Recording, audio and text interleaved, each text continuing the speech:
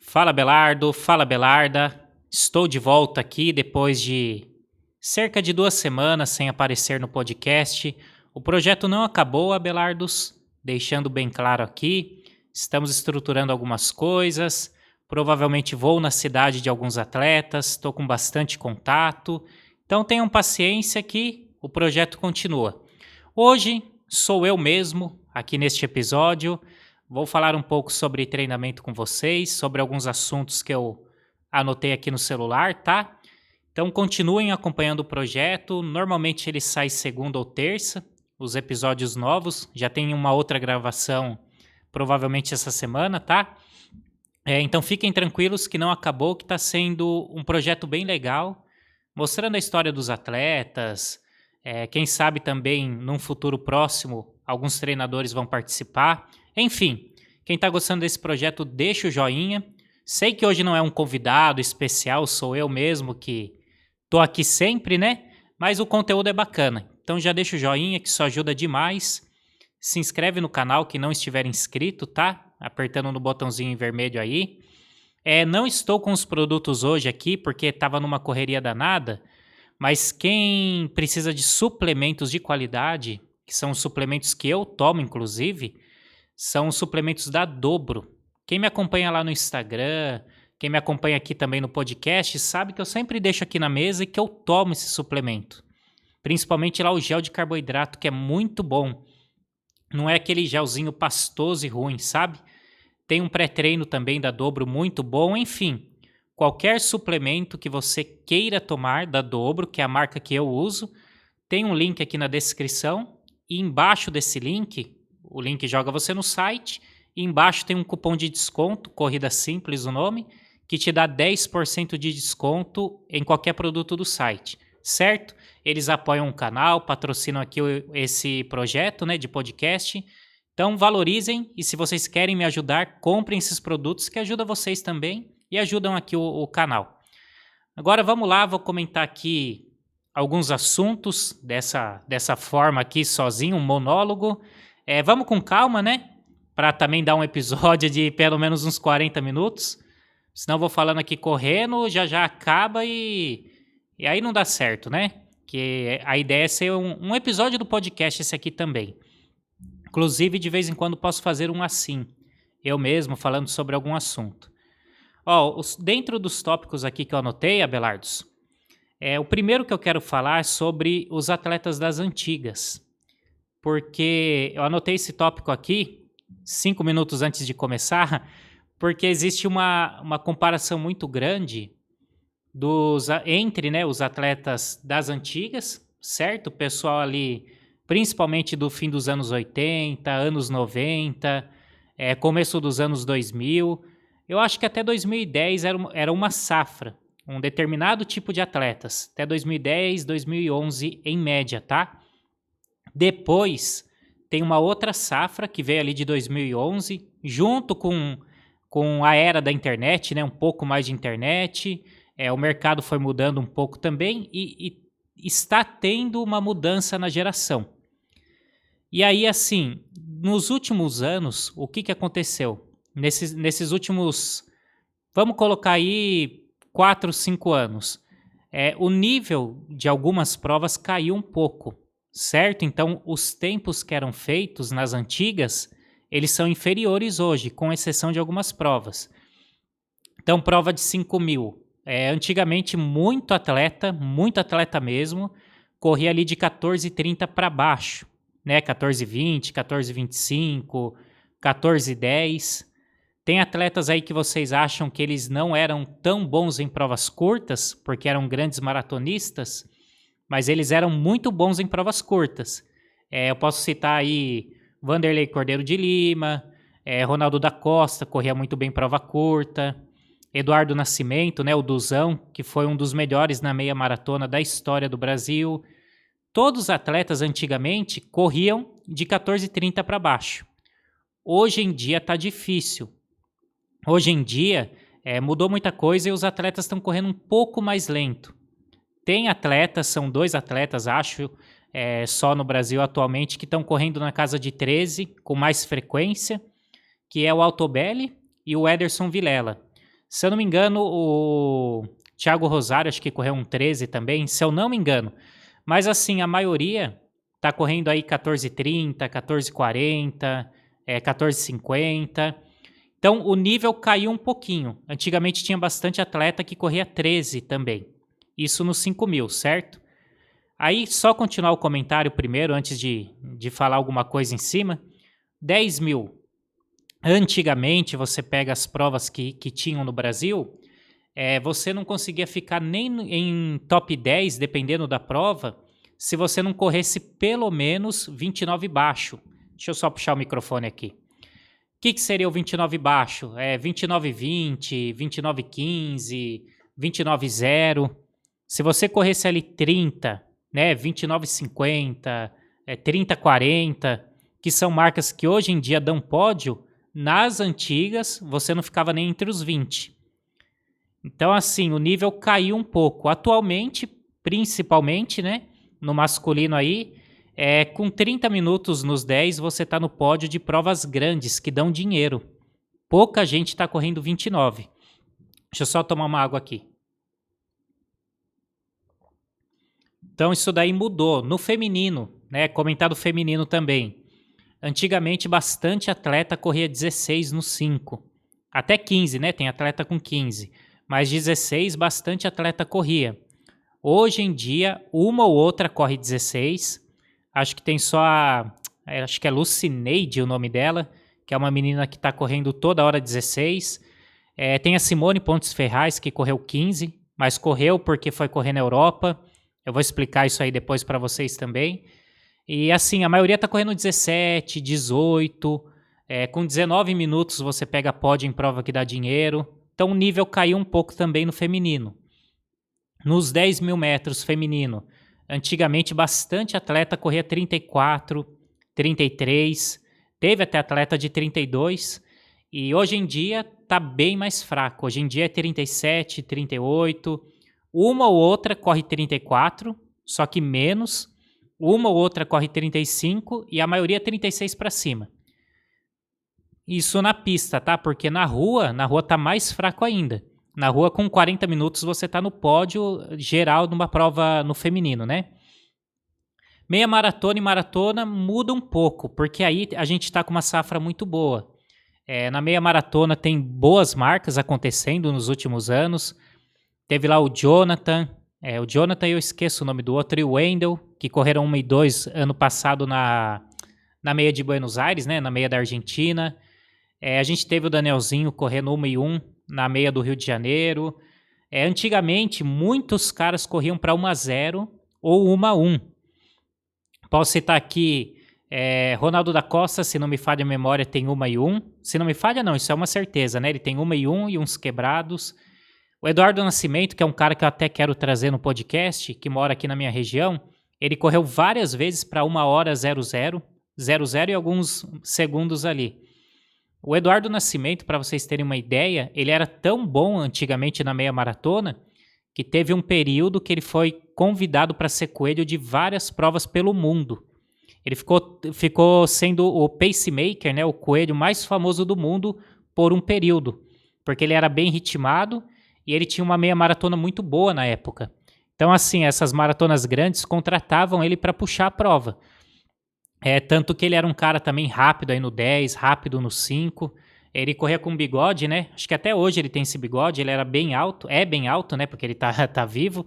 E, assim, ele chegou a treinar junto com o Haile Gebrselassie, né? O etíope lá que bateu, não lembro quantos recordes, 56 ou 57 recordes mundiais. Então a gente tinha ele, Ronaldo da Costa corria 1 e 1, você tinha ali o Valdenor Pereira, né? O Valdenor que corria 27 no 10 km, corria também a meia maratona aí para 1-0. Tinha o Marilson, que sempre correu bem, o Marilson correu para 59, e hoje em dia tem os caras correndo bem também, igual eu falei para vocês, né? Danielzinho, aqueles gêmeos, Gilmar e Gilberto também correm bem, Paulo Roberto correu bem maratona nos últimos, meia maratona, né? Uns anos atrás. Agora tá mais na maratona. E no feminino também. No feminino tem a menina, a Grazi, que correu 1011, que é uma marca muito boa, e várias meninas correm bem meia maratona. Corre uma 13, uma 14, por aí vai.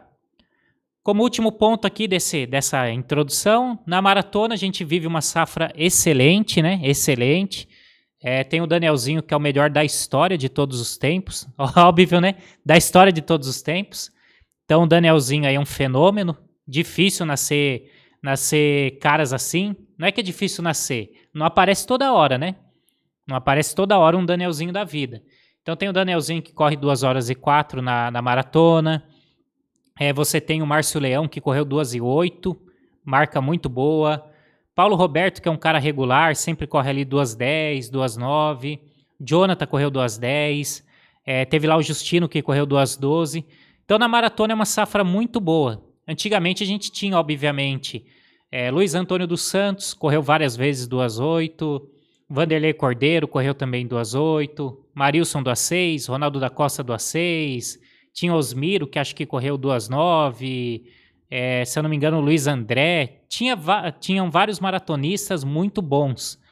Corriam ali entre 2 8, 2 12, né, 2 11. Então, assim, a safra da maratona ela é boa também. E agora, depois de dar essa baita volta aqui, que só quem gosta mesmo de corrida para assistir, o que acontece? Por que falam que hoje em dia os atletas não estão correndo tão bem? No feminino também, na maratona, só lembrando que é uma safra boa, tá? A melhor maratonista de todos os tempos, a Adriana Aparecida, 2:29, né? 29 ou 28? 29. Ela é bem recente a marca. Então teve a Adriana Aparecida, a gente teve aí Márcia Narlock, que é um pouquinho mais das antigas, né? Na maratona também tem grandes maratonistas correndo 2:32, 2:34. Marcas boas e que as antigas também faziam, só para não pular esse ponto. Mas aí, pessoal, o que acontece? O que mudou no treinamento de antes para o período atual? Mudou bastante coisa, né? Principalmente a internet. A internet ela tem o lado ruim para o atleta, que é no quesito ele pegar e virar à noite ali no celular. Sei lá, um atleta que é solteiro fica atrás de mulher no celular, ou a mulher também, né? Que a mulher também fica atrás de homem, não é só o homem que fica atrás da mulher. O atleta em si, homem e mulher, ficar um atrás do outro aí no celular, aí não dorme direito, não descansa, coisa que antigamente não tinha. Então, antigamente, eu que treinei com o Luiz Antônio dos Santos, né, maratonista, ele falava que antigamente os atletas treinavam, comiam e dormiam mais cedo, porque não tinha o celular. Uma coisa é você assistir televisão. A televisão ela dá um pouco mais de sono. Agora o celular, sua cabeça fica milhão, porque você vê muita informação. Então esse é um dos pontos que mudou. Esse é o lado ruim do celular, mas tem muita coisa boa no celular. Você pode ter 1 bilhão de informações aqui. Muita gente deve estar vendo esse vídeo pelo celular. Você estuda pelo celular, você pesquisa artigo. Tem muita coisa boa também. Mas assim, para o atleta, se ele não tiver a cabeça boa, ele pode perder o foco. Querer mostrar muito, né? Gerar muita expectativa de resultado. Aí ele acaba criando uma pressão em cima dele mesmo. Então o cara fica postando toda hora todos os treinos, o atleta profissional, e prometendo, pessoal, vou ganhar o Sul-Americano, hein? O Sul-Americano é meu.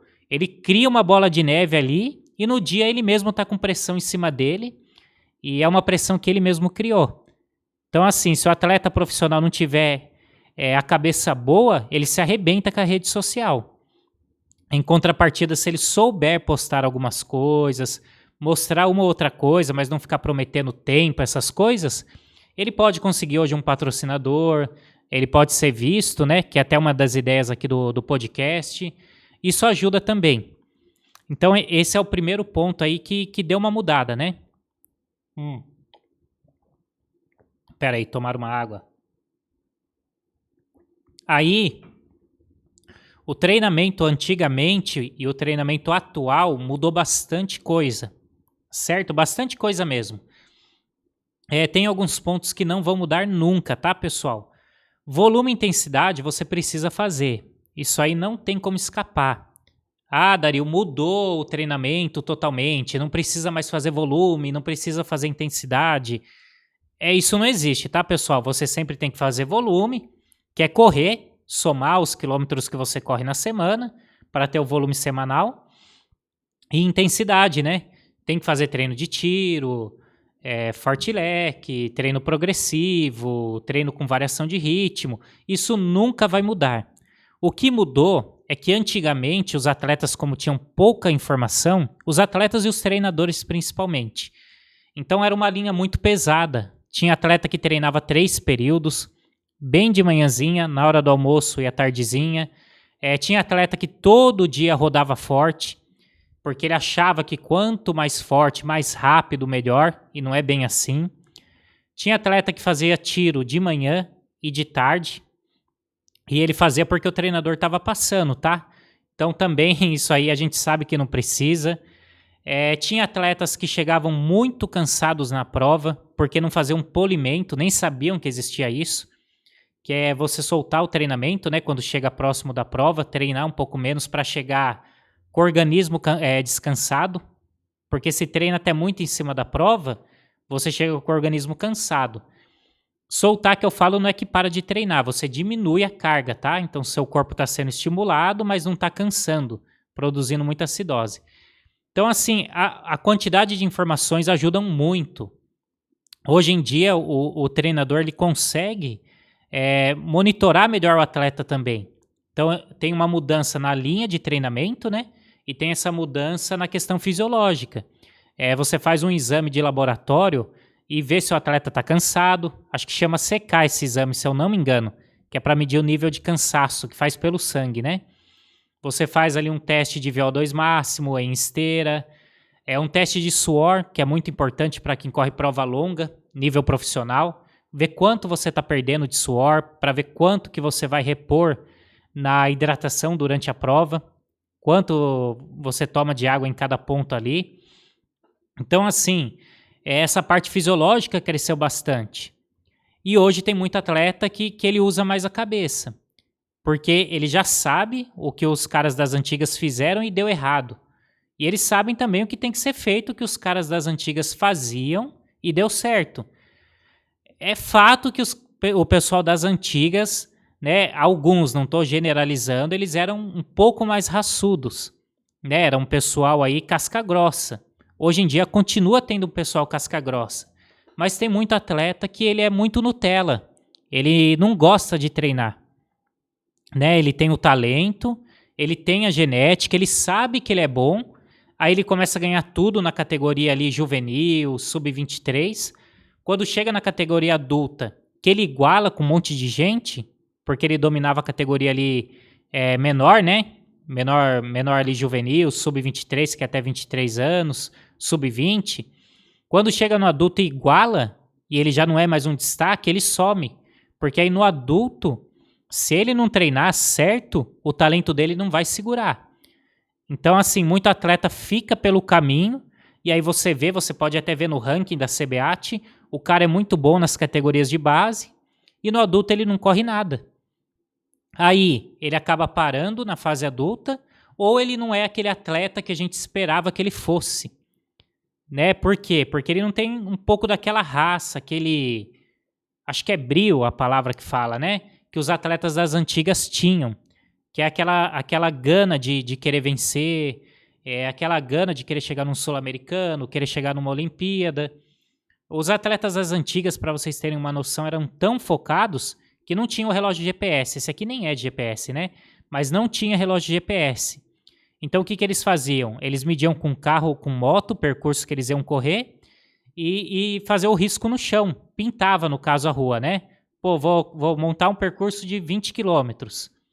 Então, vou pintando no chão a cada 1 quilômetro. Então, ele marcava ali de carro ou de moto, né? Batia 1 quilômetro, ele fazia uma pintura ali no chão. Outro quilômetro, 2, outra pintura, escrevia 2. Porque aí, quando ele ia fazer um treino de ritmo, ele sabia onde ele ia fazer as passagens, que não tinha um relógio. Hoje em dia, você pode correr dentro de um condomínio que o relógio marca tudo automático. Marca... ele apita cada 1 quilômetro no seu braço, você vê a velocidade que está correndo em tempo real. Bateu o quilômetro, ele joga na tela o pace, né, que é o ritmo que os minutos que você levou para correr aquele quilômetro. É muito mais fácil hoje.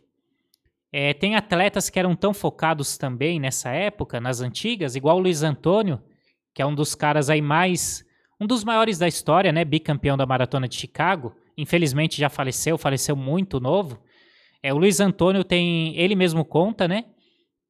Que ele pegava e fazia treino de ritmo, de 27, 25 até 30 km, na raia 1 da pista de atletismo. Aí você pensa assim, né? Pô, a raia 1, a volta na raia 1 na pista de atletismo, dá 400 metros. Então, a cada 2,5 voltas, ele corria 1 quilômetro. Para ele fazer 10 quilômetros na pista, ele tem que correr 25 voltas. Ele era um cara tão focado que ele queria deixar o corpo dele ritmado, que ele chegava a fazer 30 quilômetros na raia 1. Isso aí diz respeito a 75 voltas. Hoje em dia você pede para um atleta aí, dependendo do atleta, rodar na pista, ele não roda. Por quê? Porque é maçante, porque também tem a questão que quase ninguém tá vendo ele ali, né? E se ele é da elite, ele corre mais rápido. Então, se ele corre em um lago, tá todo mundo olhando para ele, né? Tem essa questão da vaidade também, coisa que antigamente o pessoal, eles não gostavam de treinar em cidade grande. Então, você pegava fazer um treino desse na pista, às vezes ninguém ficava olhando, mas o cara tinha resultado. Os atletas das antigas gostavam de ficar muito no meio do mato, treinando em lugar assim, sem movimento mesmo. E assim, era uma outra cabeça, né? Era uma mentalidade que hoje muitos não têm, infelizmente. Muitos têm, tá? Tem vários atletas aí, eu que converso com vários, que eles têm essa cabeça boa. Alguns até são filhos de outros atletas das antigas, e eles têm essa cabeça boa. Só que muitos, infelizmente, não têm. Então, esse acho que é mais um ponto que mudou, entendeu? Os atletas precisam ter um pouco mais de vontade, alguns. Puxar o que os caras das antigas faziam para fazer também igual, certo? Vamos lá, um outro ponto aqui, deixa eu tomar uma água. Aí dos tempos, pessoal, por que as provas eram tão fortes também? Ainda tem muita prova forte, tá? A tribuna ainda é muito forte. Antigamente tinha já bastante prova, mas não tinha tanta prova como hoje. Hoje, se você mora em São Paulo capital, Brasília, Campinas, Ribeirão Preto, Rio de Janeiro, tem cidades que tem 2, 3 provas por fim de semana. Então, assim, se o cara é um atleta de elite e ele vai correr uma prova que dá dinheiro, ele tem um monte para escolher. Então, os atletas eles acabam treinando menos e competindo mais por conta do dinheiro.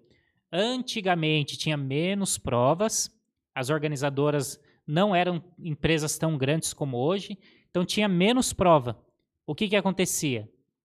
O pessoal se preparava mais, então treinava-se mais também nesse quesito, tá? Você tinha que treinar mais tempo porque tinha menos prova para correr. Hoje tem mais prova, então o atleta, se ele quiser, ele toda semana corre uma prova. Só que aí ele tem que treinar menos para não chegar tão cansado na prova. Ele pega e faz 1, 2 meses mais pesados, de período de base ali, depois ele já entra no específico e fica competindo. Isso faz com que ele tenha ritmo de prova, mas limita a melhora do rendimento. E aí o atleta que corre muita prova, ele não vai correr uma marca tão expressiva e não vai chegar a ser um grande atleta de nível de seleção nem nada. Todo atleta de nível de seleção corre poucas provas. Então, por isso que antigamente dava tão forte também. Sem contar a premiação que eu vou falar daqui a pouco. Antigamente o cara chegava a correr ali uma corrida de reis em Cuiabá, que é uma prova tradicional. Tava todo mundo na prova, entendeu? A prova pagava bem, né? Passa na televisão, se eu não me engano, essa prova ao vivo. Então dá uma visibilidade muito boa. Quem ganha normalmente dá entrevista no jornal lá de Cuiabá, né? Então, assim, tava todo mundo na prova. Hoje em dia a prova ainda acontece, só que tem cara que tá em Cuiabá, tem cara que tá no Rio de Janeiro, tem cara que tá no sul de Minas. Espalhou, aí o nível cai. A premiação também mudou, né? Dessa prova específica eu não sei falar. Mas provas aí que davam um carro, Pampúdia já chegou a dar carro, Tribuna, né? Tribuna dava um carro. Hoje em dia você pega a premiação, ela caiu muito. Eu não sei falar de cabeça aqui. Só sei que provas como a Tribuna antes pagavam para os 20 primeiros, no feminino e no masculino. Hoje acho que vai pagar, parece que vai ter uma homenagem para o Pelé, e vai pagar para os 10 no feminino e os 10 no masculino. Que essa sempre foi a prova mais rápida do Brasil. Só que não é certeza. Teve ano aí que pagou para os 5 primeiros de cada categoria, né? Masculino e feminino. Mas antigamente pagava para os 20 e o campeão ganhava um carro. Então tudo isso foi mudando. Hoje não tem, não tem carro. Nem moto mais dá as provas, né? Antigamente um monte de prova dava moto. Acho que é o Marilson que ganhou não sei quantos carros e quantas motos. Então, assim, mudou isso daí também. Muda o estímulo, né? Muda o estímulo para a pessoa ali. Essa questão de muita prova, então o atleta não chega tão em forma.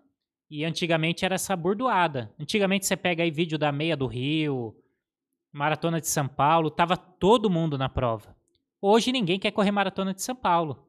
Até porque acho que é a maratona que menos paga, né? Percurso difícil, clima muito ruim correr em São Paulo, muito poluído o ar e não paga tanto. O que mudou para agora essa época atual, que foi bem legal e que vai bombar esse ano, é a Maratona de Porto Alegre e a Maratona do Rio de Janeiro. Maratona de Porto Alegre dia 4 de junho e Maratona do Rio de Janeiro dia 11. Eu vou estar nas duas, hein? Vou correr a meia no caso, né? Vou participar do evento lá com os alunos e tudo mais. Essas provas voltaram a ser como era antigamente. Porto Alegre vai pagar 40 mil, se eu não me engano, para o primeiro. Se eu não me engano, não, é 40 mil. 40 mil, mais um cachê para quem bateu o recorde da prova. E Rio de Janeiro vai pagar 50. 50 mais 20 mil para quem bateu o recorde do percurso, que é 2 horas e 16, se eu não me engano. Então isso aí motiva muito. Motiva, tanto que o pessoal da Elite está treinando bastante.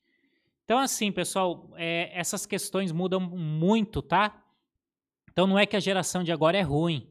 Mudou bastante coisa, a gente tem que entender esse contexto, certo? Tem que entender esse contexto para não falar uma bobagem, criticar o pessoal, porque todo atleta ele quer evoluir, tirando os que tem nhaca aí, tem talento, mas não treina, certo? Então, esse aqui foi um dos tópicos aqui que ficou bem longo, mas ficou bem explicado. Vou tentar abordar mais um aqui, deixa eu ver o que eu anotei, né? Deixa eu tomar uma água enquanto isso. Acho que eu já sei o que eu vou falar. Sobre... Nossa, não estou entendendo minha letra no celular. Não tem como, né? Ah, aqui, ó. Espera aí que tá pequenininho. Treino na altitude. Falar um pouco sobre isso, para esse vídeo ficar com 2 assuntos aí bem feitos e vocês também agregarem conhecimento. Lembrando quem está assistindo que eu tô com vagas abertas aí para o meu treinamento à distância, hein? Quem tiver interesse é só chamar no WhatsApp que está na descrição do vídeo. Eu não tô deixando o link que tá dando erro direto esse link, pessoal, não sei porquê. Então salva o número, igual você faz no dia a dia e me chama, tá? É aquele link que vai direto, tá dando erro. Não sei se o YouTube bloqueia, depois o link some. Então tem que salvar o número, tá bom? Mas estão abertas as vagas e depois fecha. Ficou aí umas 6 semanas fechado. Então não é o marketing, não é escassez. É que eu trabalho com um certo número mesmo, tá? Eu quero treinar também, quero poder fazer algumas coisas, não só trabalhar. Tá bom? Então quem tiver interesse chama, porque se seguir certinho ali, tiver paciência, dá para evoluir bastante. Agora vamos lá, segundo tópico aqui que é treino na altitude. Recentemente aí, eles estão lá agora no caso, tem 4 atletas da Olímpicos que estão lá no Quênia, né? Que é o Wellington Cipó, o Wellington Bezerra, conhecido como Cipó, porque ele é bem magro, né? Acho que é por isso que chamam ele de Cipó. E é mais alto que eu, se eu não me engano. Giovanni dos Santos, que todo mundo conhece, ganhou um monte de vezes a volta da Pampulha, pódio na São Silvestre, um monte de vezes. Um cara aí que por uns 10 anos ele deu muita bordoada aqui no Brasil, né? Ganhou muita prova. Aí no feminino tá a Jéssica Ladeira, que é uma atleta muito boa também, né? Jéssica Ladeira, e a outra atleta é Rayane alguma coisa, eu não lembro o nome dela de cabeça, quem souber coloca aqui.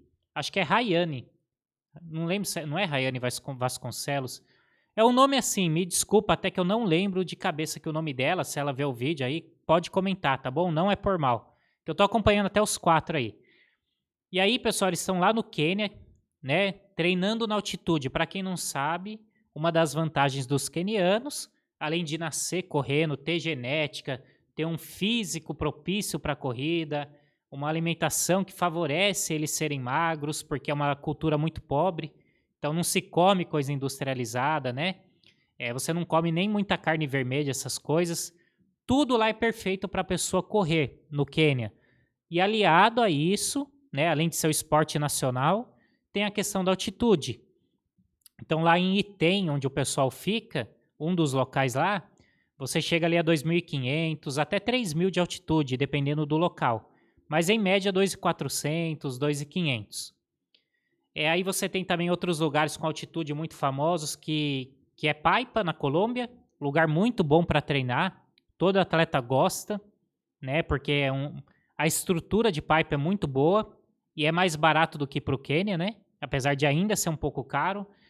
Você tem em Cochabamba, na Bolívia, que é mais barato que Paipa, e é uma altitude de 3.000 lá, uma boa parte do país é 3.000 da cidade, né? Cochabamba, na Bolívia. Fora, assim, outros lugares não tão famosos não tem. E tem no Brasil aqui. No Brasil, o mais tradicional é Campos do Jordão, onde fica muito atleta. Inclusive, as casas que os atletas ficam em Campos do Jordão são de ex-atletas. Tem um lá que é o Luizinho, né? Que foi um maratonista muito bom. Correu acho que 2:09 ou 2:10. Tem uma casa lá, uma kitnet, um espaço lá também, do Rafael Novaes.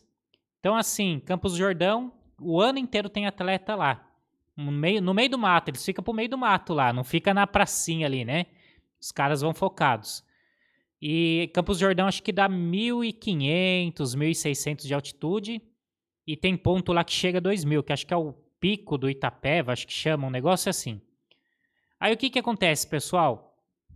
Primeiro ponto, né? Para a altitude ter efeito fisiológico, tem que ser pelo menos 1.300 para cima, tá? Para começar a ter efeito. Então, desses que eu falei aqui, Campos do Jordão, que dá ali 1.600, 1.500, e tem lugares lá que é 1.800, 2.000, já dá um bom efeito. Já dá um efeito muito bom de condicionamento. Eu vou explicar o que acontece. 2.000 para cima, melhor ainda, tá? É melhor ainda porque é um pouco mais alto, um ar mais rarefeito ainda. Ali, Cochabamba, na Bolívia, muito atleta vai e não consegue correr bem depois, porque é bem alto, já chega a 3.000 praticamente a cidade toda. Mas tem atleta que fica lá e consegue correr bem também quando desce.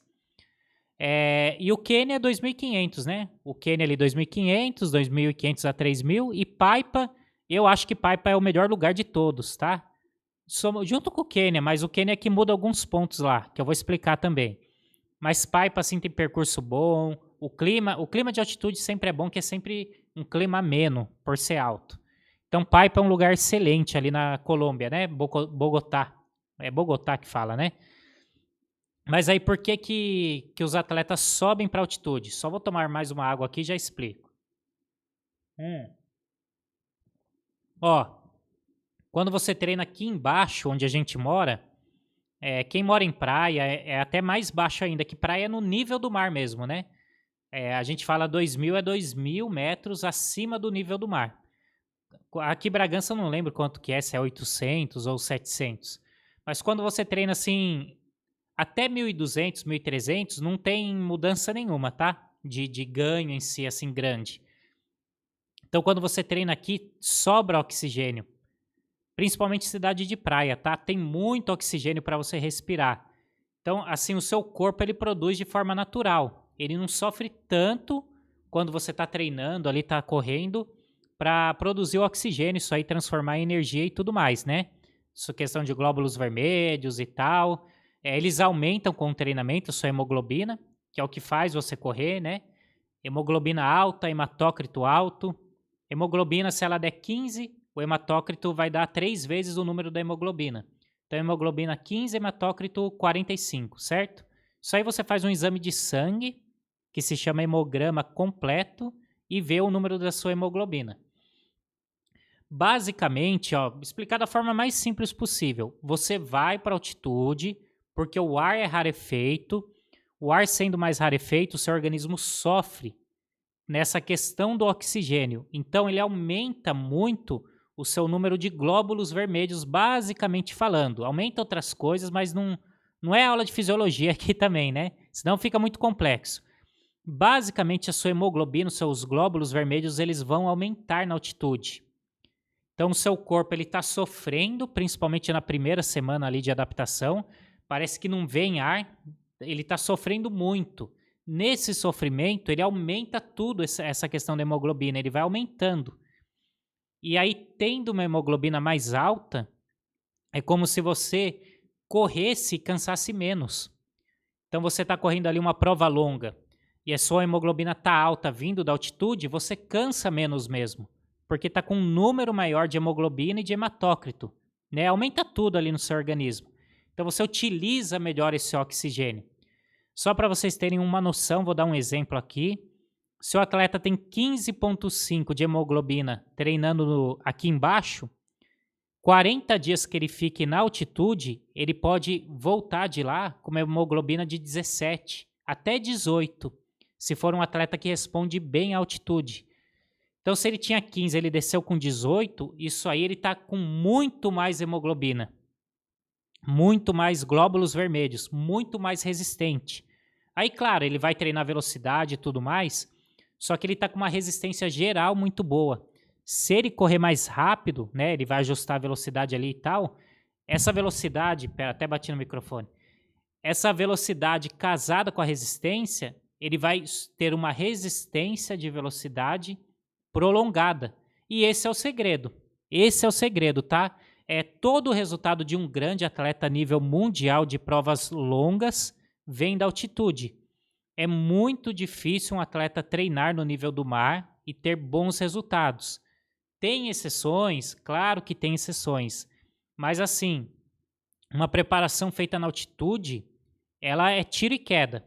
Só que o que acontece? Dario, se eu for fazer um treino longo em Campos do Jordão, já vai aumentar a minha hemoglobina? Não vai. Né? Você tem que ficar pelo menos 30 a 45 dias em média na altitude. Porque assim, ó, a primeira semana é só dor de cabeça, tá? Dor de cabeça mesmo, né? Eu conheço vários atletas que foram, ainda não fui. Pretendo ter essa experiência. Então, primeira semana é muita dor de cabeça, seu corpo fica muito cansado, muita dor de cabeça, fadigado, nível de ferro começa a descer, tem que fazer exame de sangue direto lá também. Seu corpo está sofrendo ali para se manter vivo, né? Para se manter ali. Segunda semana você já começa a se sentir melhor. E aí, normalmente, depois de uns 10 dias, 12 dias em média, começa a ficar mais fácil. E aí o seu corpo já está mais adaptado e está tendo ganhos daquilo. Ele está aprendendo a trabalhar com menos oxigênio, com ar mais rarefeito, e ele está produzindo mais hemoglobina. Eu estou falando da forma mais básica, tá, pessoal? Está aumentando ali tudo, certo? Então você vai ter que ficar morando lá por 30, 40 dias. Do contrário, você não tem nem essa primeira semana de adaptação. E aí não aumenta nada. Não aumenta nada. Na altitude, isso até é uma coisa que eu estou estudando muito agora que eu estou entrando de cabeça na questão de treinar atletas de elite. E eu quero ter vários atletas aí, né? Quero ir longe aí como treinador de elite também, não só de atletas amadores. Lá na altitude você tem uma forma de treinar também, tá? Não pode treinar tão pesado na altitude, pessoal. Vários atletas sobem e treinam lá muito forte, no mesmo nível que eles treinavam aqui. Então, se o cara fazer o tiro de 1.000 para 2,50 aqui no nível do mar, aqui mais embaixo, né? Ele vai na altitude e ele fica fazendo o tiro para 2,50. O longão dele era 3,30, ele vai para altitude e continua fazendo o longão a 3,30. Isso aí é errado. Por quê? Porque lá ele está sofrendo muito. O corpo dele não é natural daquele lugar. Mas o queniano faz, Abelardo. O queniano mora lá, o queniano nasceu na altitude. Então o queniano correr a 3,30 um longão na altitude é normal para ele. Enquanto o cara que subiu para lá não pode fazer isso. Pode dar certo quando ele descer? Pode dar certo. Mas tem vários estudos aí que mostram, e resultado também, né? Vários atletas fazem isso e não conseguem correr depois. O cara desce, fica exausto, que ele tem que fazer uma readaptação quando ele desce.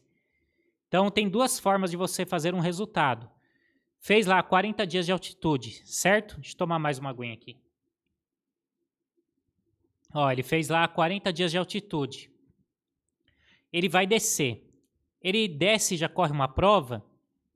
Pode fazer isso, tá? Essa é uma das formas. Ele sai da altitude desses 40 dias, vai direto para uma prova. Vamos supor que o cara ficou em Paipa 40 dias, ele vai correr a maratona de Barcelona. Lá de Paipa ele vai direto para Barcelona, corre a prova, acabou a prova ele volta para o Brasil, certo? Essa é uma forma que funciona. A outra forma é você descer para o Brasil. Aí a sua prova tem que ser ali 10, 12 até 14 dias, em média, tá? Depois que você desceu. Porque o que, que acontece? Se o cara desce da altitude, fica 3, 4 dias na cidade dele normal e vai correr uma prova, o corpo dele ainda está muito cansado da altitude. Ele tem que, teoricamente, fazer um polimento da altitude. Ele tem que deixar o corpo dele se ambientar novamente de todo aquele estímulo da altitude para ele ter aqueles ganhos e correr bem uma prova. Então ele tem que descer, esperar uns 10, 12, 14 dias para entrar em uma prova. Nesse meio termo, ele faz um treino um pouco mais tranquilo, sendo que ele treinou bastante na altitude, e aí ele entra na prova e normalmente dá muito certo, tá? É difícil dar errado. Se o cara faz dessa forma, agora se descer, ficar 3 dias e correr uma prova, aí, quando é prova longa, no caso, a chance de dar errado é muito grande, pessoal, muito grande mesmo, tá? Isso vários atletas já fizeram, eu venho estudando bastante o assunto também, e vendo estatística, né? Sempre vendo pessoas que fizeram isso, né? Então, isso aí você vai pegar Dr. Henrique Viana, que é o maior treinador da história de provas de corrida de rua, falando isso, que o atleta na altitude tem que tomar cuidado, não pode treinar forte. Então lá ele faz um volume maior em uma intensidade mais baixa. Pode fazer treino de tiros? Pode fazer treino de tiros. Mas assim, se o tiro aqui embaixo é para 2,50, faz para 3,5, 3,10 lá. Se a rodagem é para 3,30, faz para 3,45, 3,50 lá. Treina mais leve, entendeu? Não faz também tanto tiro, né? Pega ali, faz um forte-leque, entendeu? Um treino mais tranquilo. Essa é a forma que mais funciona. Aproveitar a altitude para aumentar a hemoglobina e fazer um treino 75, 80% no máximo do que você faz normalmente aqui embaixo. Agora, se o atleta comete esse, teoricamente, erro de treinar muito forte, normalmente não dá certo. Deixando claro aqui que tem exceções, tá, pessoal? Não estou generalizando, não estou rodando indireta para ninguém, estou falando só uma questão aqui, senão a turma distorce tudo que a gente fala, né? Então, é por isso, só para vocês entenderem, eu já estou chegando no final, que os atletas vão para altitude, basicamente para aumentar a sua hemoglobina, o seu número de glóbulos vermelhos que dizem respeito à resistência. Infelizmente, o que acontece? Muito atleta, ele usa o doping, ele se dopa, porque ele não vai para altitude. Então, na altitude, você aumenta da forma lícita a sua hemoglobina, certo? Fica muito mais resistente. A forma ilícita é quando o cara ele usa EPO, eritropoetina, certo? Isso aí todo mundo sabe. No meio dos amadores, infelizmente, eu tô nesse meio há muito tempo, eu não coloco a mão no fogo por muita gente, porque tem alguns resultados assim que dão muito na cara, né? Que a pessoa tá tomando, toma EPO, toma testosterona para ficar com o corpo sempre seco, sempre forte. Infelizmente, eu acho que no meio amador tá até mais do que no meio profissional. Mas assim, a forma de aumentar da forma certa é na altitude, certo? A sua resistência. A forma errada é isso que o pessoal faz. Porque o que a EPO faz? A EPO, ela basicamente é um remédio para quem está muito doente. Normalmente estágio, né? Terminal de câncer, se eu não me engano, quando a pessoa está com pouca resistência, quase para falecer, ela toma EPO para aumentar um pouco a hemoglobina, né? Aumentar um pouco o glóbulo vermelho e ela resistir um pouco mais. Aí vai um monte de atleta e toma para aumentar, querendo fazer o que a altitude faz, entendeu? Então, assim, pessoal, Só dei esse norte para vocês entenderem, né? Aí vai da consciência de cada um. Cada um sabe o que faz aí na vida, né? Tem muita gente também que reclama de tudo e de repente não respeita, sei lá, uma placa de trânsito. Tem TV a cabo, gato, né? Tudo é errado. Você taca o pau em todo mundo. Mas aí você pega um monte de TV a cabo e não paga. Também é errado se for levar o certo pelo certo, né? Você não tá pagando um negócio que você teria que pagar. Você teoricamente tá roubando também, né? Teoricamente não, você tá roubando também. Então, é engraçado a vida. Mas é isso, pessoal. Só dei esse contexto que senão vira essas polêmicas aí, mas vocês sabem já que existem essas coisas, infelizmente. Infelizmente, né? Mas procurem ir da forma certa, porque uma coisa é fazer o resultado roubando. Outra coisa é você fazer o resultado da forma certa. Entendeu? Isso aí é outra coisa, sua consciência tranquila pro resto da vida. E era isso, Abelardos. Acho que foram 2 assuntos bons aqui. Ficou um episódio de 40 e poucos minutos, acho que vai dar quase 50. Se vocês gostaram desse formato, que eu comento alguma coisa, faço uma videoaula aqui, deixem aqui nos comentários. Podem colocar temas aqui. Talvez eu faça um por mês assim, entendeu? Ou um a cada 10 episódios com convidado. Eu faço um assim, eu mesmo falando. Que também é interessante, né? E é um conteúdo legal aí para vocês. Então, deem sugestões aqui de tema. Tá bom? Quem quiser treinar comigo à distância, novamente lembrando, estou com vagas abertas. Essas vagas vão ser fechadas em breve, quando bater um certo número de alunos, né? Que eu tenho um certo número de vagas para um certo número de alunos. Então já salva o número do WhatsApp, me chama para você garantir a sua vaga. Aí tem que seguir o que eu passo, Abelardo. Seguindo certinho, eu tenho uma experiência boa, a gente vai conversando e você vai chegar aí no seu objetivo. Quem puder, deixa o joinha no vídeo, que isso é muito importante. Quem estiver precisando de suplemento, aqui na descrição tem o site da Dobro e o meu cupom de desconto. E me sigam no Instagram, que é o mesmo nome aqui do canal, tá bom? Estou cansado aqui, que falei sozinho aqui 40 e poucos minutos. Tamo junto, Abelardos, obrigado pelo acesso, um abraço, falou, valeu e fui.